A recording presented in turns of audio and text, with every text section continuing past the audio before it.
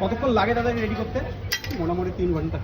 এটা কি দুধটাকে পুরো জালি জালি শোকানো হয় তাই তো? হ্যাঁ, হ্যাঁ। এটা দুধের সর তাই না? এটা দুধের সর।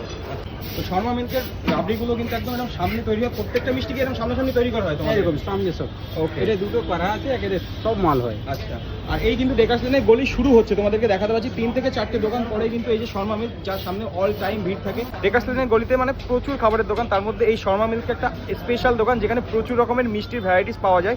আর স্পেশাল তো এই যে রাবড়ি, যেটা কিন্তু খুব সুন্দর করে এখানে রেডি করা হচ্ছে, দেখাতে পাচ্ছি। কতক্ষণ লাগে দাদা রেডি করতে? মোটামুটি 3 ঘন্টা। 3 ঘন্টা লেগে যায়? বাহ। এটা কি দুধটাকে পুরো জালি জালি শোকানো হয় তাই তো? হ্যাঁ, হ্যাঁ। এটা দুধের সর তাই না? এটা দুধের সর। আচ্ছা, বাহ। তোমরা যারা যারা এই রাবড়িটা ট্রাই করেছো অলরেডি শর্মা মিল থেকে, অবশ্যই কিন্তু কমেন্টস করে জানাবে যে তোমাদের কেমন লেগেছিল। আর যারা ট্রাই করোনি, ডেকার্স লেনে আসলে অবশ্যই একটাবার এই রাবড়িটা ট্রাই করতে পারো। এটা কত আছে? 50 টাকা শ তাই না? হ্যাঁ, 50 টাকা সর। আচ্ছা, এই দেখো কত সুন্দর কেটে কেটে কিন্তু রাবড়িটা তোলা হচ্ছে, দেখো জাস্ট অসাধারণ।